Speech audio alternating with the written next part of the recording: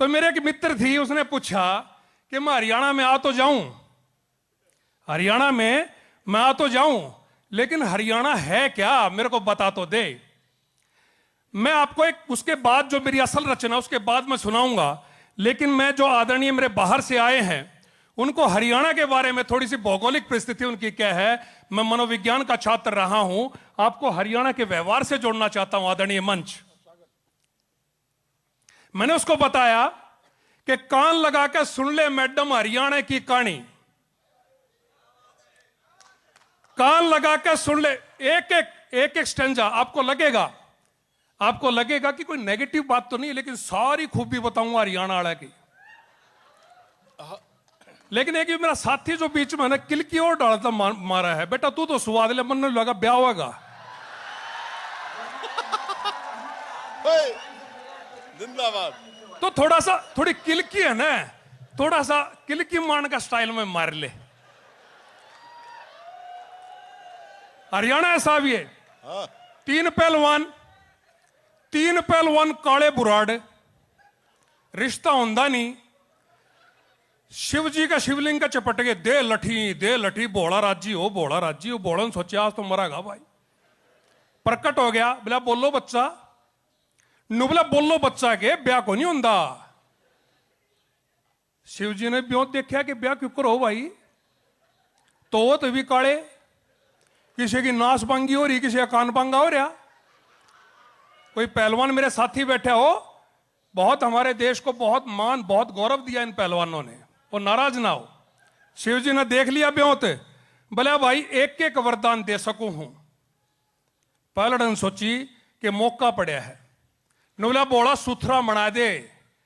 नुबला तथास्तु, एकदम गढ़ दिया सलमान खान पर का। सलमान खान पर कम हंसी आई, मेरा वर्गा इबका अच्छा रिस्पॉन्स आया ना।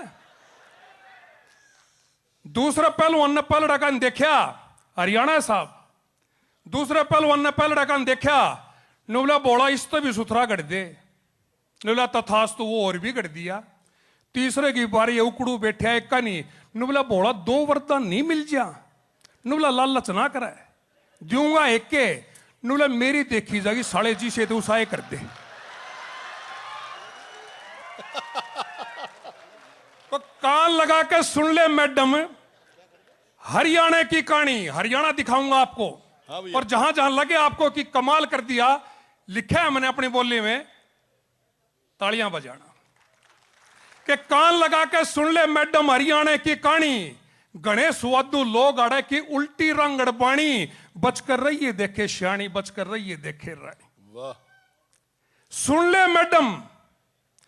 ले मैडम तने बताऊं बात, आज हरियाणा में गणेश वादू लोग आड़े के घना मजा बतलाना में, शर्त टेक की गोबर खाजा के आया शर्माना में, साबत दिन का टेम काट दे सुखे ताश बजाना में।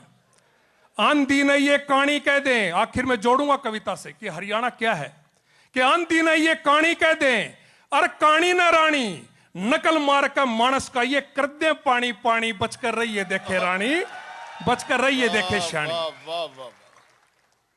नोबला कुछ आड़े के लोग क्रेजी, शब्दों पे ध्यान देना सर, कि कुछ आड़े के लोग क्रेजी, कुछ आड़े के लोग क्रेजी, कान पड़ाए घूम में छोरा, लुक में लग गए लेडी। चुई आते भी फियर मन है, नाम शेर सिंह जिसका, कंगला राखन नाम केरोड़ी के कर लिया हम किसका। हरियाणा की कहानी है, हरियाणा की कहानी है कि सुन ले मैडम तने बताऊं बात आज हरियाणा में, सुन ले मैडम तने बताऊं बात आज हरियाणा में, गणेश वादू लोग अड़े के घना मजा बतलाना में, सर टेक की गोबर खाजा के आया शर्माना में, सब दिन का टेम काट दे सुख के ताश बजाना में। नाम सुनो हरियाणा में कि जेठू पेटू सुरड़ा कुरड़ा, इसे कसूते नाम से, बहु जमाई श्याणा पोता इन नामा के गाम से, बाबू बेटा करड़े कट्ठे पीवा इतने करड़े काम से, जो अड़मा उगाड़े नाम कुछ इतने बदनाम से। वाह वाह वाह। मूछ कटे छोरा ने कह दे, अगर मेरी बात आप तक पहुंचे तो देखना कि मूछ कटे छोरा ने कह दे, देखो गई जनानी और हौलदार ने मामा कह के झटते काटे कानी, बचकर रहिए देखे रानी, बचकर रहिए देखे शानी। सबते न्यारी इनकी बोली, सबते न्यारी इनकी बोली। हरियाणा तो ऐसा है सर। एक छोरा आपकी दादी दौरा आ गया, बोला दादी तेरा दांत से नुली बेटा कड़ा दांत रहे थे, बोला ना सह के रे जाहिर हो कोनी के बात से, बोला 2-1 मिनट में जाके आना मूंगफली टेक की जाऊंगा तेरे दौरे। इतने शाणे हैं, इतने शाणे हैं सर कि सबते न्यारी इनकी बोली। किसने कितने टोई से घर आए ना लाड तो पूछे कितना आया जकोई से, टक्कर मार कर पूछेंगे या गाड़ी किसने गोई से, और छेत छात की पट दे कह दे तारी इसकी सोई से। सुसरा साड़ा कह के बोल रहे हैं, ना करिए हैरानी, डरिए ना जब तन्ने कह दे हेलो दिलबर जानी। बच कर रहिए देखे रानी, बच कर रहिए देखे शानी। मैं आखिर में जोड़ूंगा आपको कि डरपोका ने गादड़ कैसे हैं हरियाणा में, डरपोका ने गादड़ कैसे, बदमाशा ने गोला, गंजा ने ये कह के टकड़ा पटते मारे टोला, 20 लाख की गाड़ी ने जटते कह खरोला, और बालक ने भी ताऊ कह दे करके ना मुंह फोला, करके ना मुंह फोला। कह गहड़ा जाना कोन्या रागनिया के ज्ञानी, तंखा की ये दारू प्यादे इतने भी सदानी। बचकर रहिए देखे रानी, बचकर रहिए देखे शानी। अब अंतिम 6 पंक्तियों के साथ आपको जोड़ना चाहूंगा, 8 पंक्तियों के साथ। असली हरियाणा क्या है सर? असली हरियाणा क्या है कि इन ते न्यारे बहुत गणेश हैं। एक एक पंक्ति अगर आपके दिल तक पहुंचे, असली हरियाणा को पेश कर रहा हूं आपके सामने कि इन ते न्यारे बहुत गणेश हैं। तेग धर्म की ठावणिए, वीर गाबरू सुरमा भी से काम देश पे आवणिए, वीर गाबरू सुरमा भी से काम देश पे आवणिए। ओलंपिक में भारत खातर मेडल खूब कमावणिए, आजादी के मतवाले भी अंग्रेजों ने तावणिए। अन्नदाता म्हारे कृषक, अन्नदाता म्हारे कृषक, धरती माने बावणिए, अन्नदाता म्हारे कृषक सारे धरती माने बावणिए। 36 कौम का भाईचारा एक थाली में खावणिए, एक थाली में खावणिए। गुरु ताराचंद से, गुरु ताराचंद से संत महात्मा सत्संग गंगा ल्यावणिए, और हरिकेश वर्गे फक्कड़ भी से भजन रागनी गावणिए। आए गया की खातिर पूरी 2 लाइनें पूरे हरियाणा को 2 लाइनों में समेटने की कोशिश कर रहा हूं कि आए गया की खातिर पूरी लोग गणे अभिमानी, दिल के साफ पवित्र से बस करड़ी थोड़ी बाणी। बचकर रहिए देखे रानी, बचकर रहिए देखे शानी। आदरणीय, अब आपके सामने मैं अंतिम 5 मिनट की एक कविता है। इसी कविता ने मेरे को पहचान दिलाई है सर। मैं थोड़ा सा जोड़ना चाहूंगा, आपको अच्छा लगेगा। मेरी बोली में लिखता हूं, हरियाणा की बोली में लिखता हूं। आपको कारगिल का युद्ध सबको याद होगा दोस्तों, कारगिल का युद्ध। कोई ढाणी, कोई गांव ऐसा नहीं बचा था कि जिसमें हमारे किसी बेटे का, भाई का शव तिरंगे में लिपट के हमारी गांव ढाणी में नहीं आया था। और मैं हरियाणा की उस खुशकिस्मत धरती से बिलोंग करता हूं। इस धरती पे परमात्मा ने मेरे को जन्म दिया, जहां पर कारगिल युद्ध में अगर सबसे ज्यादा शहादत किसी प्रदेश ने दी तो हमारे हरियाणा की माटी दी। वहां से एक कविता लिखी थी सर, और जहां से, जिन मंचों से मैंने इस कविता को पढ़ा, मुझे इस कविता ने बहुत बड़ा बना दिया। क्योंकि कोई छदम के साथ मैंने नहीं लिखा, जो मैंने देखा अपनी आंखों से, जो मैंने देखा वो इस कविता के माध्यम से लिखा। मैं बिना किसी औपचारिकता के अपनी कविता प्रारंभ करता हूं, फिर अपनी वाणी को विराम दूंगा। बहुत बड़े बड़े हस्ताक्षर हमारे पीछे बैठे हैं, हम उनको सुनेंगे। मैं तो एक श्रोता हूं, मैं कवि नहीं हूं। लगे कि कहीं पर मैंने सही आपके दिल की बात छुई है, इस कविता पे मैं चाहूंगा दिल खोल के तालियां बजाना, जहां पर भी आपको अच्छा लगे। कि काले, मेरी कविता प्रारंभ होती है सर, कि काले ढाणी में रुक्का लग गया, काले ढाणी में रुक्का लग गया, अक रामफल आ गया। रामफल वो मनमोजी, मारी ढाणी का एक के फौजी, जो साल में बिना 20 दिन की छुट्टी आया करता, सारी ढाणी ना खुशियां तो भर जाया करता। मैं भी उससे मिलन चौक में बाज्या, मैं भी उससे मिलन चौक में बाज्या। उड़ जाके मेरा दहका लग गया कि रामफल तो अड्डा पुत्र की पाई आया करता, कि रामफल तो अड्डा पुत्र की पाई आया करता। छोटे छोटे बड़का का सर पुचकारा करता, पर आज यो के चाड़ास है, दाल में कुछ काड़ास है, दाल में कुछ काड़ास है। इतनी आण में चौक में फौजी गाड़ी आकर रुकी, सबकी गेटी नीचे न झुग्गी, उसमें तो पड़ी रामफल की पेटी तारी, उस पर झुग्गी डाणी सारी। फिर उतरा वो बड्डा बक्सा, कविता प्रारंभ होती है। फिर उतरा वो बड्डा बक्सा जो फुलना तो सजा रखा था, उससे मैं ताऊ बर्थू का सुपना सुआ रखा था। वो सुपना जो ताऊ बर्थू ने अपने खून ते सिंचा था और माना का नक्शा अपना हाथा ते खींचा था। वो सुपना जिसमें बैठक खातर बीच में छोटोड़ी डोली थी, बैसा के ठाण खातर नई पोड़ी थी। वो सुपना जिसमें थाली में बेबे पूंछ ठारी थी, छोटे छोटे भाइया की पढ़ाई मुबारी थी।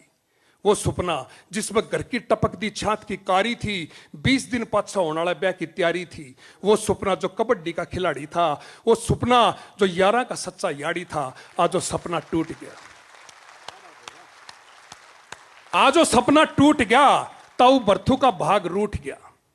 मारी ताई रामफल की माई एक का नहीं बैठी आंसुआ न खोवथी, घर की देड़ी पर बस फौजी न टोवथी। उसकी सुन्नी आंखों में एक के सवाल था, सवाल उन ते जो घड़ी दूर सीमा पर लड़े थे, जड़ा कई आंखों के सुपने टूट कर जड़े थे। रे छोटी छोटी बातें कल बंदूका तक काट नाले हो। एक बहुत बड़ा प्रश्न दे के जा रहा हूं आपको कि छोटी छोटी बातें कल बंदूका तक काट नाले हो, जब सुपने सजा नहीं सको तो उनने क्यों तोड़ो सो। थमने के बेरा एक गोली तो थम कितनी आंख फोड़ो सो। वाह वाह वाह वाह वाह। रे हिंदू मुसलमान का तो बवाल से, हिंदू मुसलमान का तो बवाल से। आदरणीय हरिओम पंवार जी बैठे हैं। ये भारत पाकिस्तान, सर मैं तो एक बात कहना चाहूंगा, पाकिस्तान आप तो गणा डरा बैठा, तो ऊपर तो मोदी हो रहा है गया।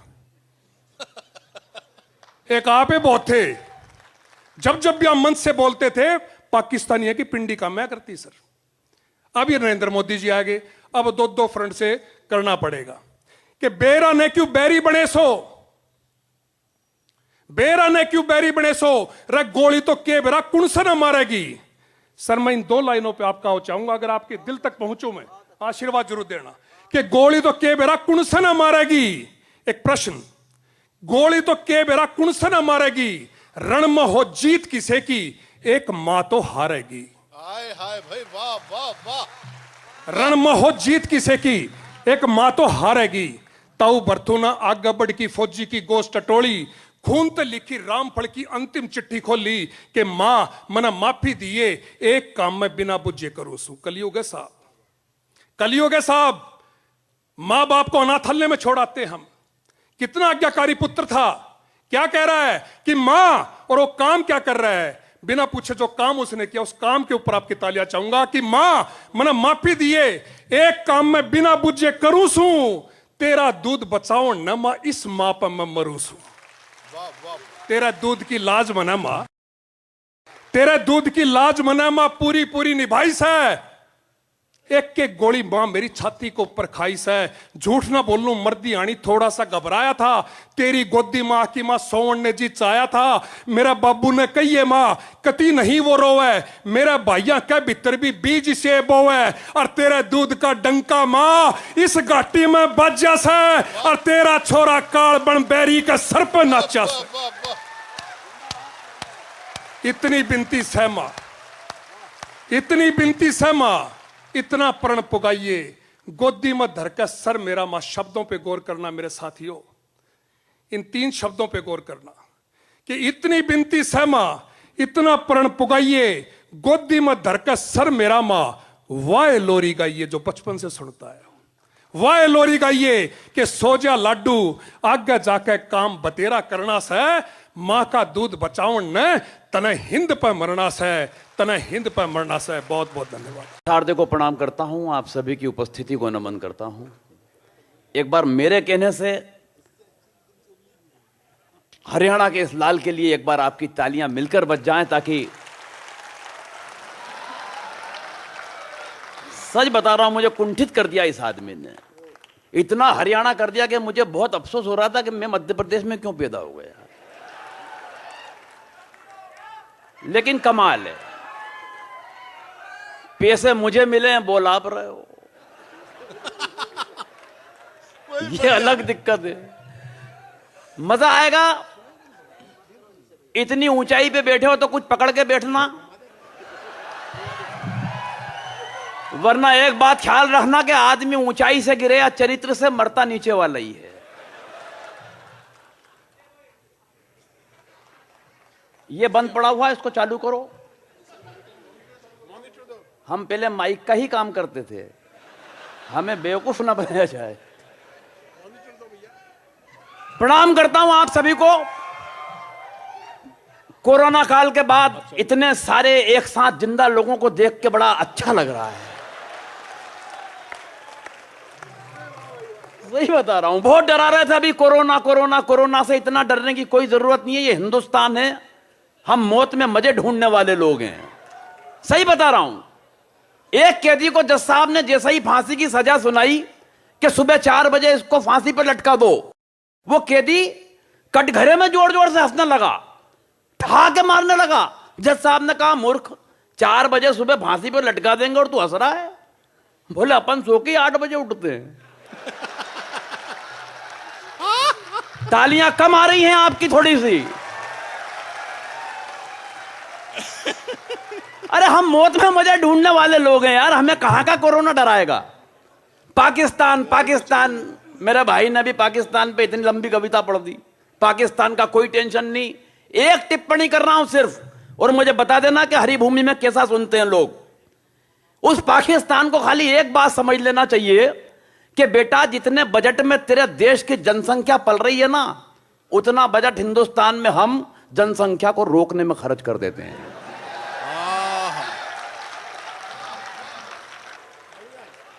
कहां का पाकिस्तान? और सर, पाकिस्तान से कैप्टन साहब हम जब निपटे, जब अपने घर से निपट लें। हमें तो हमारे घर में आवाज आ जाती है। अभी आपने सुनी होगी, एक आवाज आई थी पिछले दिनों, भारत तेरे टुकड़े होंगे इंशाअल्लाह।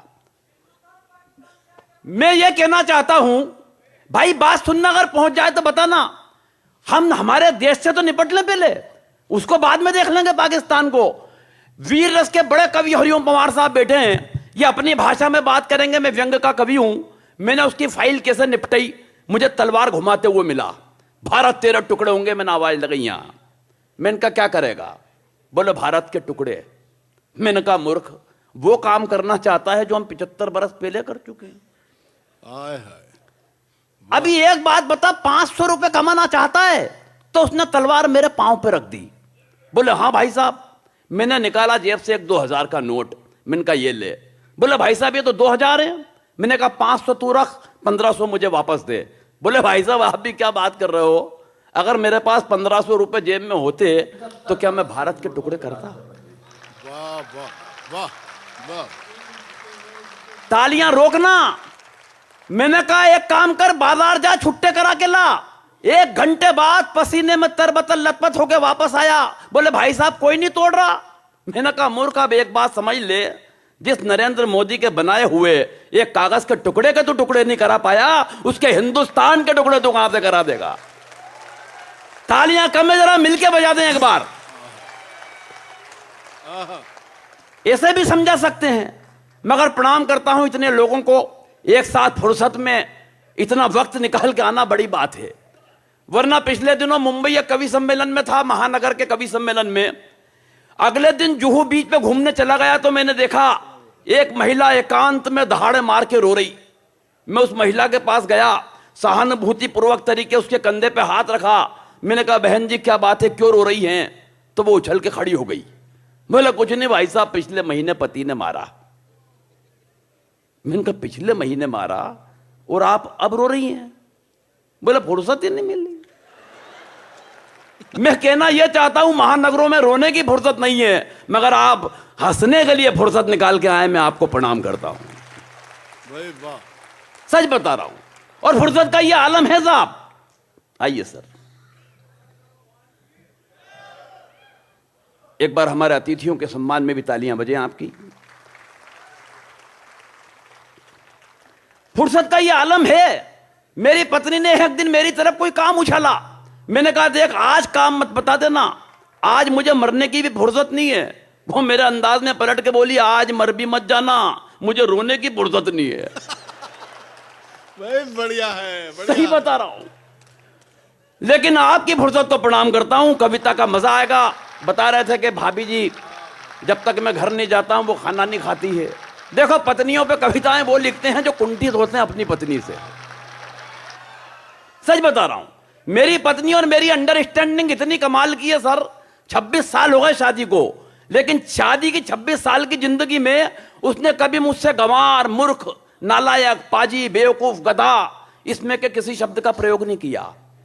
कारण अंडरस्टैंडिंग इतनी कमाल की है, इतनी कमाल की है कि वो जिस नजर से देखती है मैं समझ जाता हूं वो इनमें से क्या कह रही है। उस पत्नी पे कविताएं क्या लिखना।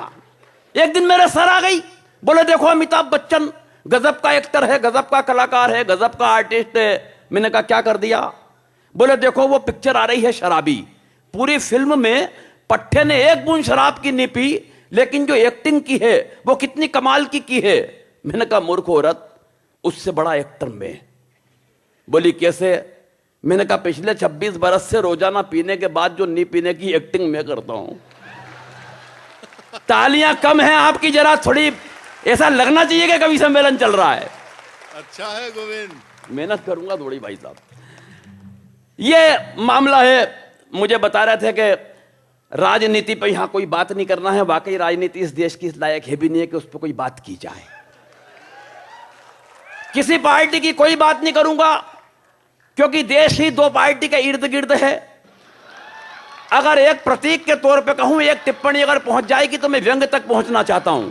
जितने लोग बैठे हैं मैं जानता हूं, जैसे तेज भाई से हमने बताया है कि लगातार 4 साल से आ रहे हैं, तो यहां व्यंग कैसा सुना जाता है इसमें कोई डाउट नहीं है मुझे।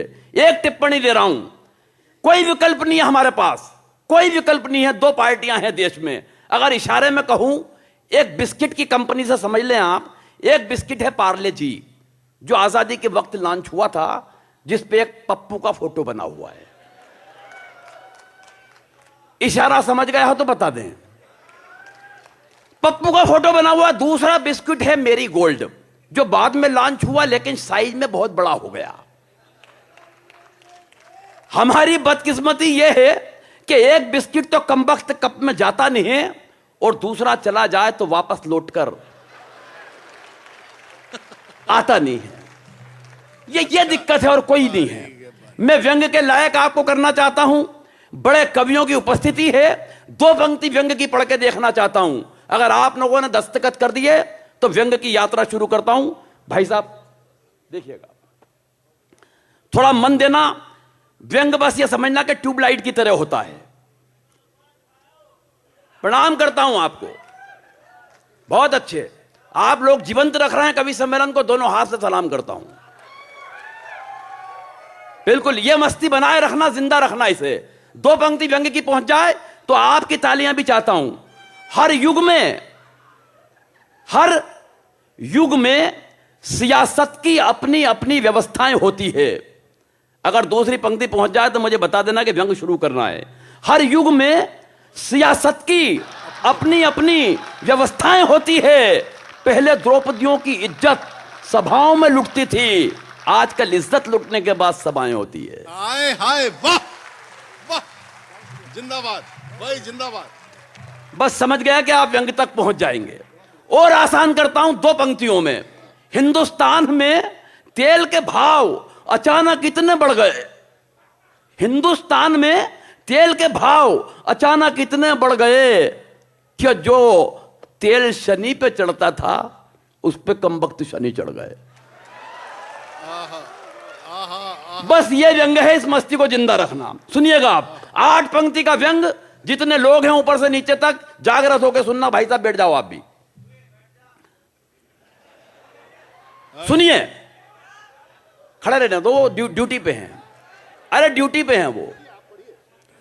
कि एक दिन खुल गए शहर के भाग हमारे। व्यंग की दूसरी पंक्ति से व्यंग पकड़ लिया तो व्यंग की यात्रा करवा देगा गोविंद राठी, ये पूरा दावा है। एक दिन खुल गए शहर के भाग हमारे, एक मंत्री जी शमशान घाट के उद्घाटन के लिए पधारे। उद्घाटन की पहली रस्म पूरी कराई गई। एक जलते हुए मुर्दे को बुझाकर मंत्री जी के हाथ से अग्नि दिलाई गई। वाह वाह वाह, तालियां कम है, ये मुर्दा झुलस सकता है। सच बता रहा हूं। वाह वाह एक जलते हुए मुर्दे को बुझाकर मंत्री जी के हाथ से अग्नि दिलाई गई। इस घटना से कम एक बात का तो पता चलता है कि आदमी का नसीब खराब हो तो वो मरने के बाद भी भुगतता है। अच्छी बात है भाई, वाह वाह वाह। आदमी का नसीब खराब हो, पीछे ध्यान मत दो, इधर देखो, आदमी का नसीब खराब हो तो वो मरने के बाद भी भुगतता है। पंडित जी ने कहा, श्रीमान कृपया क्या इस दिशा में आकर अग्नि दिखाएंगे? और व्यंग के बड़े कवि तेज भाई यहां बैठे हुए हैं, दो पंक्तियां उनको समर्पित करता हूं और इस दावे के साथ करता हूं कि या तो एक भी ताली न बजे, अगर पंक्ति पहुंच जाए तो जितने लोग हैं मेरा यहां आना सार्थक कर देना, एक हाथ खामोश न रहे या एक न बजे। पंडित जी ने कहा, श्रीमान कृपया क्या इस दिशा में आकर अग्नि दिखाएंगे? मंत्री जी भन्ना कर बोले, आग कहां और कैसे लगानी है मुझे क्या आप समझाएंगे? हाय हाय भाई, वाह वाह वाह वाह वाह वाह, जिंदाबाद, जीते रहो। आग कहां और कैसे लगानी है मुझे क्या आप समझाएंगे? अरे हम इस हिंदुस्तान की राजनीति को बरसों से झेल रहे हैं, रोजाना विरोधियों के साथ तरह तरह की आग से खेल रहे हैं। और पंडित जी आप तो बुजुर्ग हैं, आपको तो कम से कम ये बात समझ में आनी चाहिए कि आग दिशा देखकर नहीं, आग तो हवा का रुख देख के लगानी चाहिए। हाय हाय, वाह वाह वाह, आग तो हवा का रुख देखकर लगानी चाहिए। अरे इन मुर्दों से निपटने की हमारी समझ को आप बेवजह नजरअंदाज कर रहे हैं। अरे पंडित जी, वो हम ही तो हैं जो 75 बरस से इन मुर्दों पे राज कर रहे हैं। वाह वाह गोविंद, जीते रहो, वाह वाह वाह वाह। एक आध कविता का और मन हो तो मुझे बता दें, वरना मेरा काम हो चुका है। तो थोड़ी तालियां मिलकर बजा लें। एक कविता और आपके बीच रखता हूं, सुनिए। एक कविता, पिछले दिनों कविता ने कैसे जन्म लिया, जिंदा रखो मस्ती को लेकिन बात भी पहुंच जाए। सुनिए, हरियाणा के एक शहर में एक भैंसा 5 करोड़ रुपए में बिक गया। पिछले दिनों आपने ये बड़ी बात है कि 5 करोड़ रुपए में भैंसा बिका, और भैंसे का नाम है युवराज। आपने सभी को, खैर आप तो हरियाणा के ही हैं तो सभी को मालूम है बिका। अब कविता का जन्म कैसे हुआ, व्यंग कहां तक हुआ, बात पहुंच जाए तो बताना। कि सुबह सुबह अखबार में गजब का समाचार दिखा, खबर थी हरियाणा के एक शहर में एक भैंसा 5 करोड़ रुपए में बिका। मैंने पत्नी से कहा, इस खबर ने मेरे जहन में सन्नाटा सा खींच दिया है, यूं लगता है सीएम यमराज ने अपना भैंसा बेच दिया है। यूं लगता है सीएम यमराज ने अपना भैंसा बेच दिया है। पत्नी बोली है, मेरे भोले भंडारी, मती मारी गई है तुम्हारी, सुबह से अलापे जा रहे हो, जाने कौन सा राग, खबरों के इस भूत ने खत्म कर दिया है तुम्हारा दिमाग। मगर खबरों का ये भूत इस सच के आगे ज्यादा देर नहीं टिकेगा। अरे जिस मुल्क में सीएम यमराज 2 कौड़ी में बिक जाते हो, वहां उनका गधा भैंसा 5 करोड़ में कैसे बिकेगा? तालियां कम है व्यंग के लिए आपकी। वहां उनका भैंसा 5 करोड़ रुपए में कैसे बिकेगा? फिर भी अगर ऐसा हुआ है तो मैं यही कहूंगी कि ऐसे हालात ही मुल्क को बीमार बना देते हैं। और भैंसा 5 करोड़ में बिक भी गया तो हैरत कैसी मेरे हुजूर, ये वो मुल्क है जहां गधे भी करोड़ों में बिक के सरकार बना देते हैं। वाह वाह, ये वो मुल्क है जहां गधे भी करोड़ों में बिक के सरकार बना देते हैं। तो सुबह सुबह इन्हें कोसने की ना भूल कीजिए, पहली बार कोई गधों से ऊपर उठा है, बधाई कबूल कीजिए।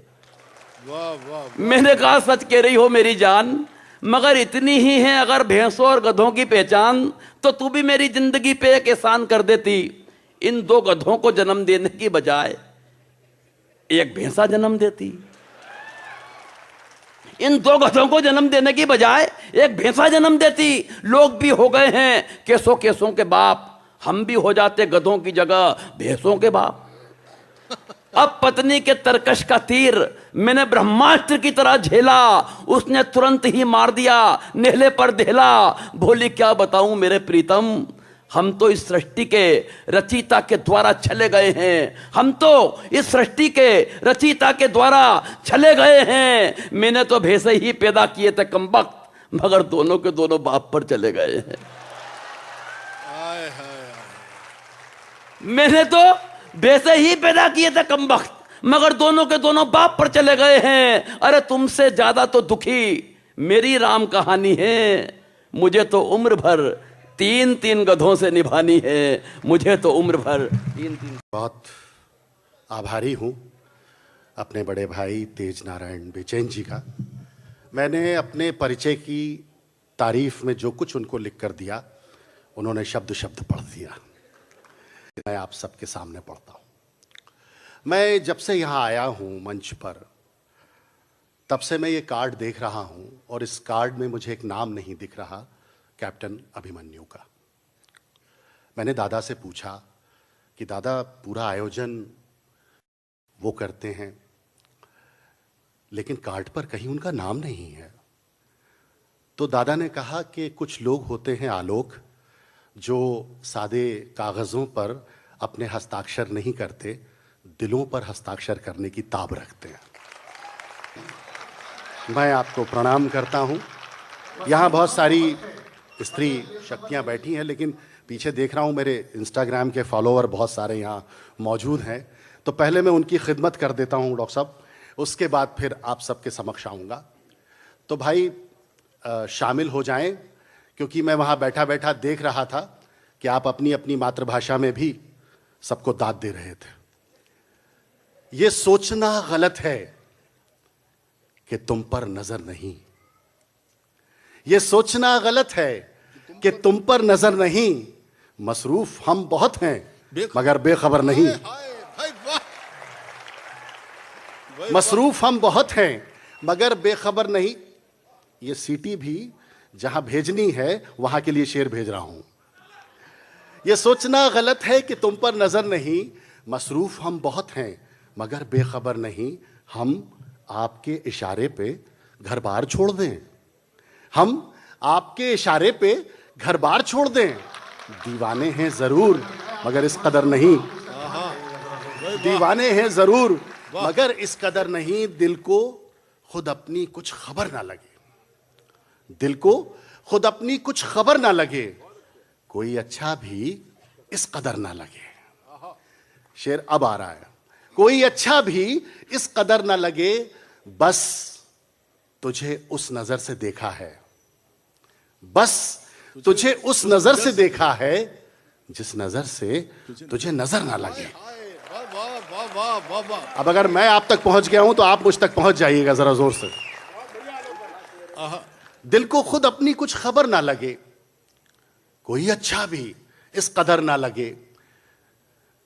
मैं जिसे दिल से प्यार करता हूं, मैं मेरे नौजवान दोस्तों के नाम, मैं जिसे दिल से प्यार करता हूं, चाहता हूं उसे खबर ना लगे। मैं जिसे दिल से प्यार करता हूं, चाहता हूं कि उसे चाहता हूं उसे खबर न लगे। मुझे बहुत दादा ने, हरिओम दादा ने बहुत आत्मविश्वास के साथ रोहतक का निमंत्रण दिया था और कहा था कि आलोक, ये वो ज़मीन है कविता की जहां तुम अगर अमीर खुसरो से भी शुरू करोगे तो ये रोहतक वैसे ही सुनेगा जैसे हास्य व्यंग्य को उल्लास से सुनता है। तो मैं आपको दिल्ली ले चलता हूं जहां हजरत अमीर खुसरो तशरीफ फरमा है। और ये मेरे दोस्त, नौजवान दोस्त, इनकी भी खिदमत। सखी पिया को जो मैं न देखूं तो कैसे काटूं अंधेरी रतियां। आप सब मीरा के दर्शन से बखूबी वाकिफ हैं। मैं मीरा के साथ आपको लेके चलना चाहता हूं और देखना चाहता हूं कि दादा जो आशीर्वाद देकर मुझे यहां तक लाए हैं वो आशीर्वाद मुझ पर फलीभूत होता है या नहीं। सखी पिया को जो मैं न देखूं तो कैसे काटूं अंधेरी रतियां, कि जिनमें उनकी ही रोशनी हो कहीं से ला दो मुझे वो अखियां।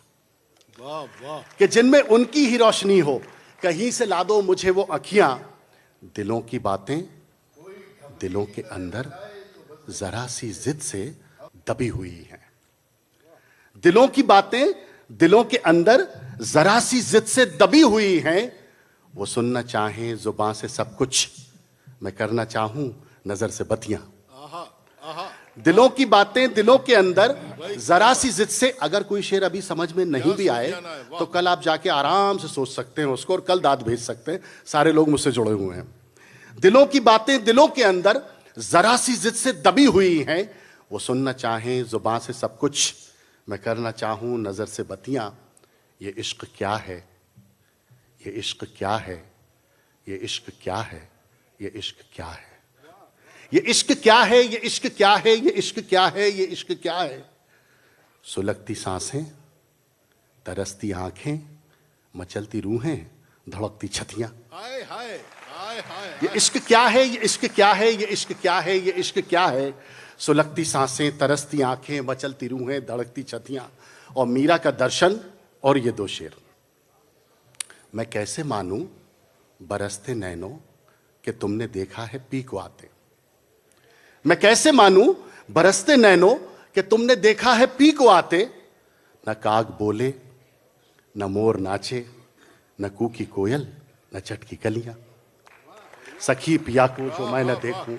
मैं वो दो रचनाएं प्रस्तुत कर देता हूं जिसके लिए मुझे कैप्टन साहब के परिवार में, खासतौर से आपके हरिभूमि के परिवार में बुलाया गया है। अम्मा और बाबूजी, एक बार मुझे आदेशित कर दीजिए कि आप मुझे आगे सुनने के मन में हैं। कैप्टन साहब, ये खास रचना। हरिभूमि परिवार के सभी श्रोताओं को मैं प्रणाम करता हूं।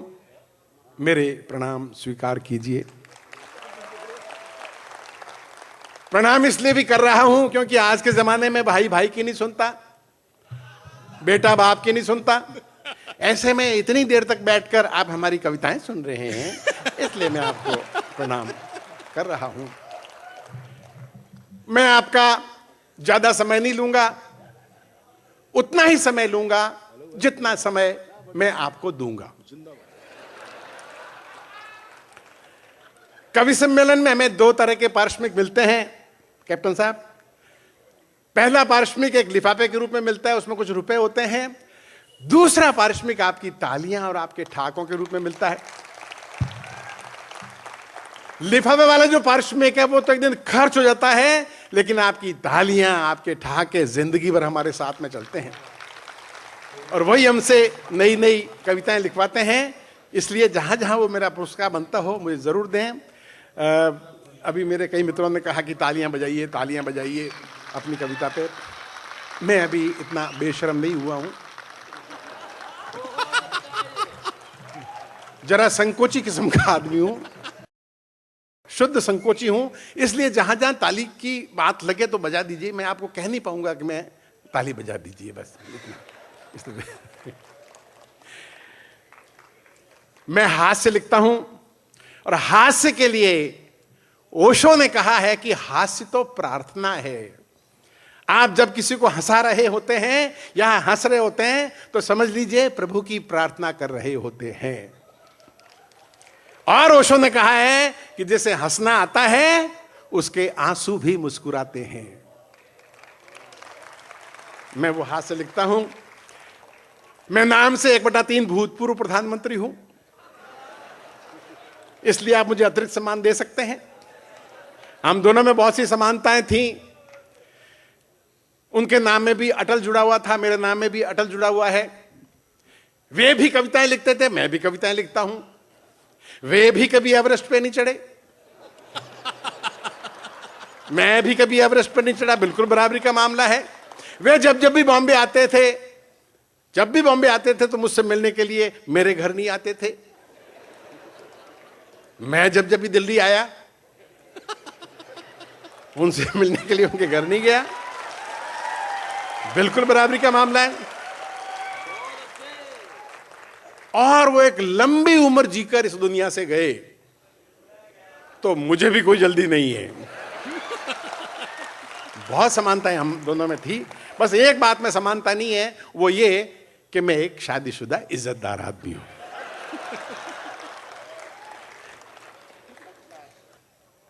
ये इस हरिभूमि परिवार में मेरा दूसरी बार आना हुआ है, सिर्फ दूसरी बार। और दोनों बार लाने के लिए मैं मेरे परम मित्र हरिओम पवार साहब की घोर प्रशंसा करता हूं और साथ में ही हरिओम पवार साहब की घोर निंदा करता हूं कि सिर्फ 2 बार इतने बड़े कवि को निंदा करता हूं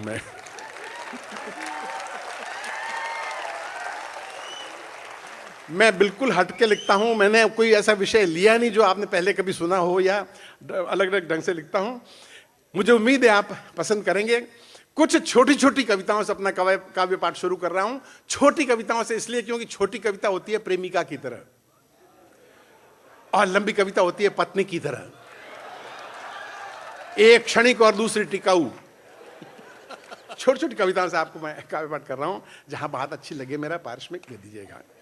एक छोटा सा टुकड़ा देखिएगा। सुना है कि रुपया बार बार गिरता है, सुना है कि रुपया बार बार गिरता है। रुपया कितना भी गिर जाए लेकिन उतना नहीं गिरता है जितना रुपए के लिए आदमी गिर सकता है, जितना रुपए के लिए आदमी गिर सकता है। भाई वाह वाह। एक और छोटा सा टुकड़ा देखिएगा। चुनाव हमने भोगे हैं, जो लड़ रहे हैं उनके लिए भी और जो वोट दे रहे हैं उनके लिए भी। चुनाव एक महाभारत हो गया है। एक आदमी की महत्वाकांक्षा की वजह से तब महाभारत हुआ था और कितने लोग मरे थे। और यहां तो 544 तो संसद के हैं। हर बार एक साल में कितने महाभारत होते हैं। और मैंने एक बार आंकड़ा नोट किया, जितने सिपाही वहां पे नहीं मरते बॉर्डर पे, उससे ज्यादा इसमें मर जाते हैं। मैंने इस गंभीर बात को, जहां नरबली, चुनाव में नरबली हो रही है, वहां पे इसको एक गंभीरता से कहने की, इस गंभीर विषय को उस हास्य के माध्यम से कहने की कोशिश की है, क्योंकि ये हास्य की बात दूर तक पहुंचती है। सुनिएगा। हरि, आप पहली बार सुनिए।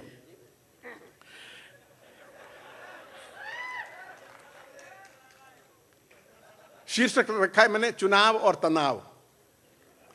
चुनाव और तनाव। पति बनवाने गया हजामत तो पत्नी ने दी हिदायत कि चुनाव निकट है, माहौल में कड़वाहट है, हर आदमी नफरत से भरा है, ऊपर से नाई के हाथ में उस्तरा है। हर आदमी नफरत से भरा है, ऊपर से नाई के हाथ में उस्तरा है। या तो राजनीति पर बहस में मत पड़ना, या नाई किस पार्टी का है पहले पता करना। या तो राजनीति पर बहस में मत पड़ना, या नाई किस पार्टी का पहले पता करना। चुनाव के दिनों में बहुत मुश्किल है जान बचाना। अगर बच जाओ तो आधा किलो दही लेते आना। अगर बच जाओ तो आधा किलो दही लेते आना। एक और छोटा सा टुकड़ा देखिएगा। नेताओं की हिम्मत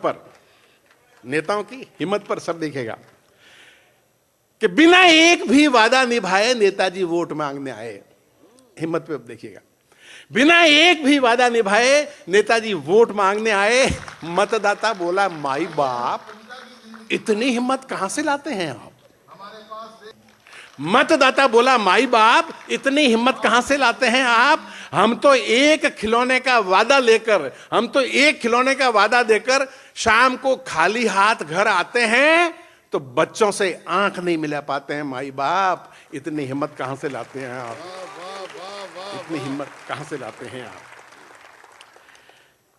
और अब शुद्ध हास्यरस पे आते हुए मैं कुछ हास्यरस, मैंने कहा हास्य मेरे लिए बिल्कुल प्रार्थना है। सुनिएगा। गुरु और शिष्य, मेरी जिंदगी की पहली कविता जो मैंने मंच पे सुनाई थी। हमारे देश में गुरु और शिष्य की एक लंबी परंपरा रही है। गुरु जो भी कहता था शिष्य वही करता था। इस कविता में आज का गुरु आज के शिष्य को 3 काम करने को कहता है और वो शिष्य तीनों काम कैसे निपटाता है। गुरु ने चेले से कहा लेटे लेटे कि उठकर पता लगाओ बरसात हो रही है या नहीं बेटे। तो चेले ने कहा यह बिल्ली अभी अभी बाहर से आई है, इसके ऊपर हाथ फेर कर देख लीजिए, अगर भीगी हुई हो तो बरसात हो रही है समझ लीजिए। गुरु ने दूसरा काम कहा कि सोने का समय हुआ, जरा दिया तो बुझा दे बचवा। बचवा बोला आप आंखें बंद कर लीजिए, दिया बुझ गया समझ लीजिए। अंत में गुरु ने कहा हार कर कि उठ किवाड़ तो बंद कर। तो शिष्य ने कहा गुरुवर थोड़ा तो न्याय कीजिए, 2 काम मैंने किए हैं, एक काम तो आप भी कीजिए। 2 काम मैंने किए हैं, एक काम तो आप भी कीजिए। एक और मुझे बहुत लोगों ने पसंद किया उस कविता को, सुनेगा। एक मुझे बहुत प्रिय कविता और बहुत वायरल हुई, सुनेगा। कविता का शीर्षक है शादीशुदा कुंवारा। आपने शायद पढ़ी हो, शादीशुदा कुंवारा। पुरुष 3 तरह के होते हैं, एक शादीशुदा, दूसरे कुंवारे और तीसरे शादीशुदा कुंवारे। और शादीशुदा कुंवारे के ऊपर मेरी रिसर्च है और उसकी पहली पंक्ति कोई बारीक है, उसको पकड़िए, उसके बाद में आप जुड़ जाएंगे, आपको खूब मजा आएगा। सुनेगा शादीशुदा कुंवारा जी, हम सुनेगा। कभी कभी मेरे दिल में ख्याल आता है, कभी कभी मेरे दिल में ख्याल आता है, आदमी कितनी भी शादियां कर ले थोड़ा बहुत कुंवारा रह जाता है। मैं जरा संकोची आदमी हूं। बढ़िया है भैया, वाह। आदमी कितनी भी शादियां कर ले थोड़ा बहुत कुंवारा रह जाता है। वह शादीशुदा कुंवारा बहुत मिलनसार होता है। वह शादीशुदा कुंवारा बहुत मिलनसार होता है। पत्नी की सहेलियां घर आती हैं, उस दिन बाल वाल डाई करके पत्नी से पहले तैयार होता है। बहुत मिलनसार होता है, बहुत सरल होता है। काम वाली बाई में करीना कपूर ढूंढ लेता है। बहुत सरल होता है, बहुत आशावादी होता है, बहुत आशावादी होता है। पड़ोसन का पति 2 दिन के लिए घर ना आए तो उसे हमेशा के लिए गुमशुदा मान लेता है। बहुत आशावादी होता है। वह शादीशुदा कुंवारा बदनामी से, पंक्तियां पकड़ गया, बहुत बारीक बात है। वह शादीशुदा कुंवारा बदनामी से बहुत डरता है, इसलिए हमेशा मौन प्रेम करता है, साइलेंट लव। वह शादीशुदा कुंवारा बदनामी से बहुत डरता है, इसलिए हमेशा मौन प्रेम करता है। अच्छी सूरत देखी और मौन प्रेम शुरू। शाम तक 10-20 प्रेम कर लेता है, शाम तक 10-20 प्रेम करता है, किसी को पता नहीं चलने देता है। अब मौन प्रेम में कौन किससे प्रेम कर रहा है कोई कैसे जान सकता है। मैं जरा संकोची आदमी हूं, संकोची आदमी आपको तालियों के लिए कह नहीं पाऊंगा। किसी को पता नहीं चलने देता है। अब मौन प्रेम में कौन किससे प्रेम कर रहा है कोई कैसे जान सकता है, खुद प्रेमिका को पता नहीं चलता है। वह शादीशुदा कुंवारा, वह शादीशुदा कुंवारा थोड़ा प्यार का मारा, थोड़ा पत्नी का मारा, एक अधूरा अरमान है जो थोड़ा थोड़ा हम सब में विद्यमान है, जो थोड़ा थोड़ा हम सब में विद्यमान है। एक कविता मुझे बहुत प्रिय है और कैप्टन साहब पहली बार सुन रहे हैं, शायद सुनी हो। मुझे बहुत प्रिय कविता है। 17-18 साल पहले और दादा साहेब, बाला साहेब ठाकरे से लेके हर पार्टी के नेता ने मुझसे लिखवा के लिए, मुझे बहुत प्रिय है। सुनेगा। बात काफी टाइम पहले की बात में अखबार पढ़ रहा था, अखबार में एक समाचार था कि बिहार में झामुमो का प्रभाव घटा। तो मैंने समझा कि झामुमो नाम की कोई बीमारी होगी जिसका प्रभाव घट गया होगा। बाद में मालूम पड़ा कि झारखंड मुक्ति मोर्चा नाम की एक पार्टी, उसका शॉर्ट नाम है झामुमो। और हमारे देश में सैकड़ों पार्टियां हैं, हर पार्टी के छोटे छोटे नाम, जैसे भारतीय जनता पार्टी को भाजपा, मार्क्सवादी कम्युनिस्ट पार्टी को माकपा, तेलुगु देशम पार्टी को तेदेपा। इन नामों को एक साथ में पढ़ ले तो पता ही नहीं चलेगा ये पार्टियां हैं, बीमारियां हैं कि गालियां हैं। बस ये कॉन्सेप्ट है और बात अच्छी लगे तो बताइएगा। एक शरीफ का पांव बदमाश के पांव पर पड़ गया। बदमाश गालियों की बौछार लेकर शरीफ पर चढ़ गया। शरीफ था गुमसुम जैसे हो बहरा, उसे गालियां देनी आती नहीं थी, बेचारा सोशल वर्कर जो ठहरा। अब बदमाश बी के बजाय ए ग्रेड की गालियां छोड़ने लगा और शरीफ से पारिवारिक रिश्ता जोड़ने लगा। तब शरीफ की जुबान पर कुछ राजनीतिक पार्टियों के संक्षिप्त यानी छोटे नाम आ गए, जो गुस्से में गालियों की तरह बोले तो गालियों की जगह काम आ गए। अबे तू भाकपा, तू माकपा।